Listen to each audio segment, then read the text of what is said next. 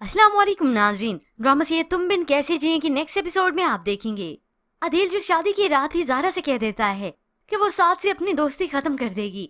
ये सुनकर ज़ारा तो काफी जज्बाती हो जाती है, तो अदील भी अपना हक जतलाने लगा। शोहर को मिजाजी खुदा कहते हैं और उसकी हर बात मानने का हुक्म दिया गया। ये सुनकर ज़ारा तो और भी रोने लगी। साथ तो मेरा बचपन का दोस्त है, मैं सोच भी नहीं सकती थी कि आप कभी मुझ पर ये शर्त रखेंगे। होप सो ये अदील का सारा मजाक ही हो, वो ये सब कुछ सीरियस होकर नहीं कर रहा हो, या फिर अदील का ख्याल। तभी अदील ज़ारा को ब्रेसलेट पहनाता है। तब जाकर ज़ारा तो और भी खुश हो गई। मुझे समझ में नहीं आ रहा मैं अपने हकीकी खुदा का कैसे शुक्रिया अदा करूं, जिसने आपको मेरी किस्मत में लिख दिया, क्योंकि वक्त गुजरने के साथ यही अदील बहुत अच्छा शोहर साबित होगा। वो ज़ारा पर कभी आंच नहीं आने देगा। यूं ही सुबह हो जाती है, अदील ज़ारा को उठाता है और उसके लिए नाश्ते भी तैयार करने जाता है, क्योंकि इन दोनों माँ बेटियों को फुर्सत तो है नहीं। अब माही ने अपने भाई जब अदील को यहाँ पर नाश्ता बनाते हुए देखा, वो भी ज़ारा के लिए, तो उसे भड़काने लगती है। अपनी बीवी को इतना सर पर नहीं चढ़ाते, मत बिगाड़ो ज़ारा को, वरना सारी जिंदगी पछताओगे। मगर ये अदील भी अपने काम से काम ही रखता है। नाश्ता तो वो ज़ारा के लिए तैयार करता ही है और खुशी खुशी उसे पेश भी करता है।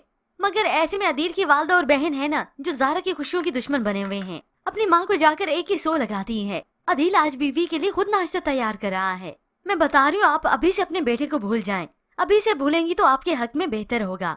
अब अदील की वालदा और खुशी खुशी इस बात को तस्लीम कर लें, ऐसा कैसे हो सकता है। उन्होंने तो अदील की शादी ज़ारा से इसीलिए की ताकि ज़ारा से उसे हमेशा के लिए जुदा करवा सकें। वो तो गुस्सा करने लगती हैं, मगर यही माई अपनी माँ को समझाती है, आप मत भूल जाइए कि गला काटने से पहले छुरी पर शहद लगाना पड़ता है।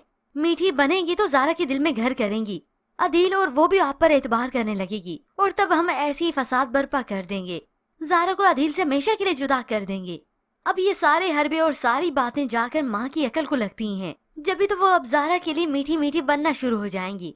मगर गुस्सा उनका फिर भी कहीं नहीं जाएगा। आज तो वो ज़ारा पर तंज करेंगी, बल्कि तंज के पूरे तीर बरसाएंगी, जिसकी वजह से ज़ारा काफी दिल बर्दाश्ता हो जाती है, रोने लगती है, अपने संवारे हुए बालों को भी बिखेर देती है। मगर ये तो अभी उसकी जिंदगी की मुश्किलात की शुरुआत है, जबकि दूसरी जानिब साथ बहुत ज्यादा उदास है। उसे ज़ारा के बिना आज ये घर भी नहीं लग रहा, और ऊपर से माहिन जो कि जली घटी तो सुनाती ही है हमेशा, आज साथ की बात पर कहती है, तुम्हारा क्या मतलब है? तुम मानते हो कि लड़की वाले और लड़कों वालों के बीच में फर्क होता है? साद हामी भरता है। पहले नहीं समझता था, लेकिन कल के बाद अब समझने लगा हूँ। और ऐसे अब वो ज़ारा को खुद से हमेशा दूर ही देखेगा। जब भी तो साद को एहसास होने लगेगा कि ज़ारा उसके लिए सिर्फ दोस्त ही नहीं, बल्कि उसकी मोहब्बत थी।